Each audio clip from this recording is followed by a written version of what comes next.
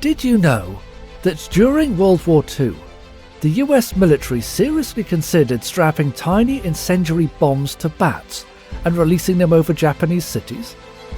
That's right. Bat bombs were once a real plan. And that's just one of the bizarre war tactics history tried to pull off. Welcome back to History Facts channel. Please like and subscribe. Today, we are diving into the wildest side of military history. These aren't your everyday battles of tanks and trenches. These are the stories where creativity, desperation, and sometimes sheer madness shaped strategy. From flaming pigs to inflatable tanks, let's uncover how strange ideas sometimes change the course of war. In the ancient world, war elephants were the tanks of the battlefield, towering, unstoppable juggernauts. They would crush infantry lines, scatter cavalry, and strike fear into anyone who stood in their path. These beasts were living siege engines, armoured in thick hides, with warriors on their backs hurling javelins from above. To face them head-on was almost certain death. But not every army could field elephants, and those who fought against them had to get creative. One of the strangest and most horrifying countermeasures came in the form of pigs. Not ordinary livestock, but flaming pigs. Historical accounts describe soldiers coating pigs in pitch, tar, even oil, setting them ablaze, and driving the shrieking animals straight at enemy elephants. The screams of burning pigs cut through the battlefield, so piercing, so unnatural, that elephants, their sensitive ears and instinctive fear of fire, would panic. And when elephants panicked, they didn't just run. They bolted. They trampled their own soldiers. They smashed their own formations. And in the chaos, carefully planned strategies unravelled in an instant. To us today, it sounds unthinkable, gruesome, desperate. But in the brutal logic of ancient warfare, terror itself was a weapon. War elephants may have been kings of the battlefield, but even kings could be brought low by pigs on fire. During World War II, not every battlefield weapon fired bullets or bombs. Some of the most powerful ones were illusions.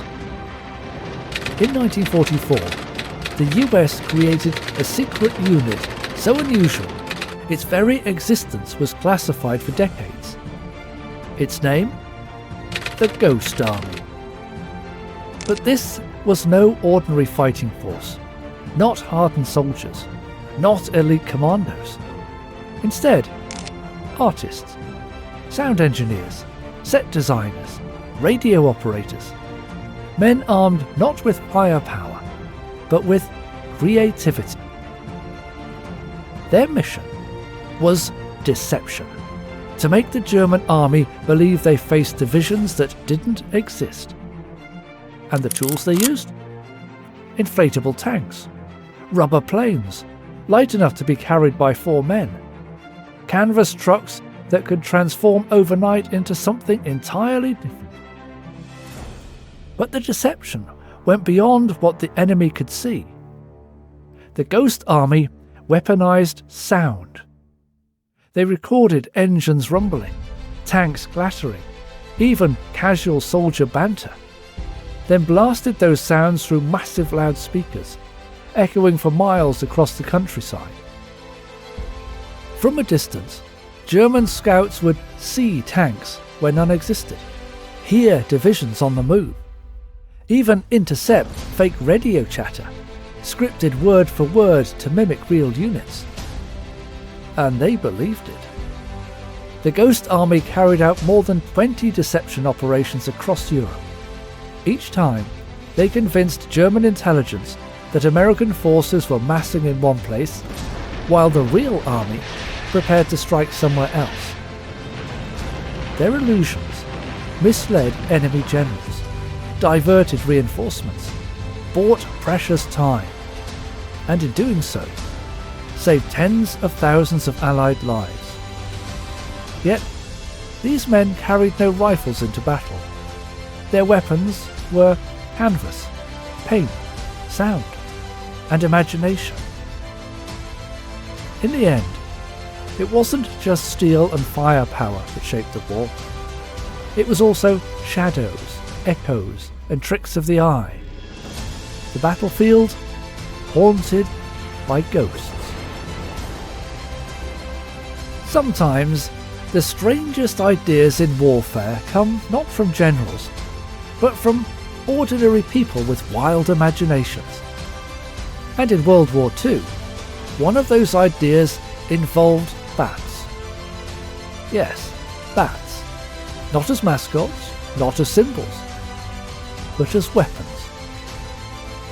This was the story of the bat bomb. The concept came in 1942, after the attack on Pearl Harbor. Dr. Light Adams, a Pennsylvania dentist, was furious at Japan's surprise strike. During a visit to New Mexico, he noticed bats roosting in caves, millions of them, hanging silently through the day. What if these bats could carry fire? What if thousands of them could be released over Japan's wooden cities, each one carrying a tiny incendiary bomb? They would fly into attics, barns, temples, and warehouses. They would wedge themselves under roofs and eaves. And then, the timers would ignite. The entire city would burn from the inside out. The US military was intrigued. Japan's cities at the time were mostly made of wood and paper, perfect fuel for fire. So in 1943, the government officially approved the project. The plan was codenamed Project X-Ray. And soon, bats were being armed with miniature firebombs, tiny timed charges no bigger than your thumb. Engineers even designed small harnesses that could be glued to the bats' chests. The tests began at Carlsbad Army Airfield in New Mexico. Scientists loaded bomb-carrying bats into special canisters, designed to be dropped from planes at high altitude. Once released, the bats would flutter down, find shelter, and wait. Then, flames. Of course, not everything went according to plan. In one infamous test, the bats escaped early. Instead of flying towards mock Japanese villages, they flew into a US Army hangar. Moments later, the hangar was in flames. Proof, unfortunately, that the concept worked a little too well. It was a bizarre sight, American soldiers chasing fire-starting bats around their own base, while scientists scribbled notes. Despite the chaos, Project X-Ray showed promise. A single bomber could carry tens of thousands of bats, each with its own incendiary.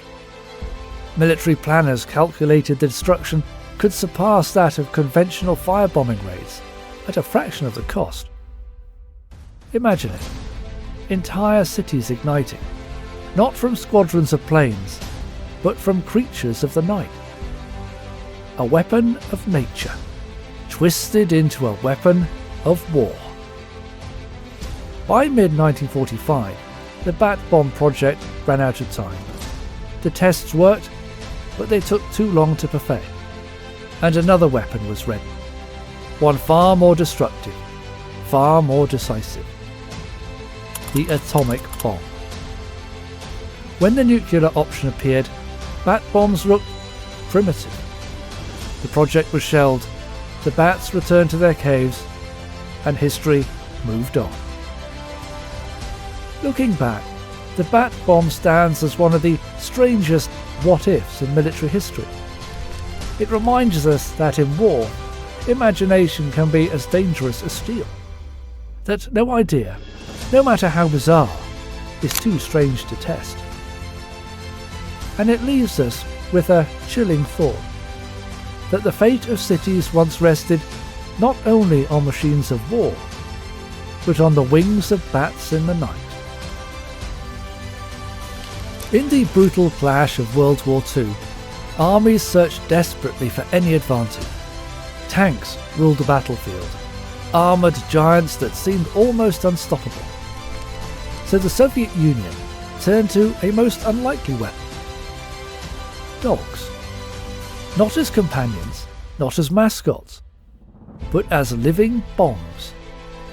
By 1941, Nazi Germany's invasion had pushed deep into Soviet territory. Soviet forces were outgunned, outmaneuvered, and desperate.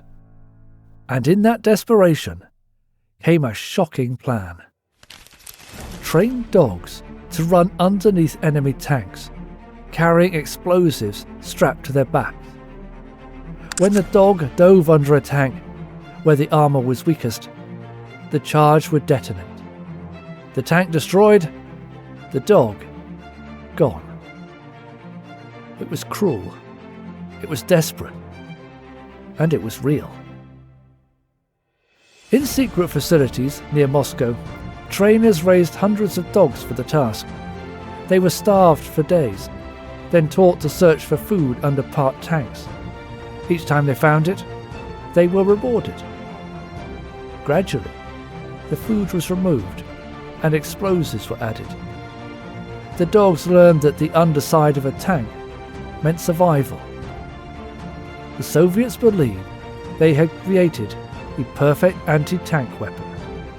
In 1942, the anti-tank dogs were unleashed against German armour.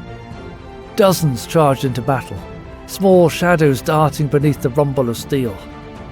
Explosions rocked the front lines. Some tanks were destroyed. German soldiers were horrified.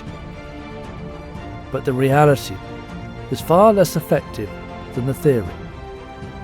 The dogs were trained with Soviet tanks, not German ones. They recognized the smell, the sound of familiar diesel engines. When released, many of them ran towards the wrong vehicles, straight back into the Soviet lines. In some battles, the tactic caused more damage to Soviet forces than to the enemy. Word of the program spread quickly. German propaganda mocked the Soviets for resorting to suicide dogs. Soviet commanders quietly scaled back the use of the tactic.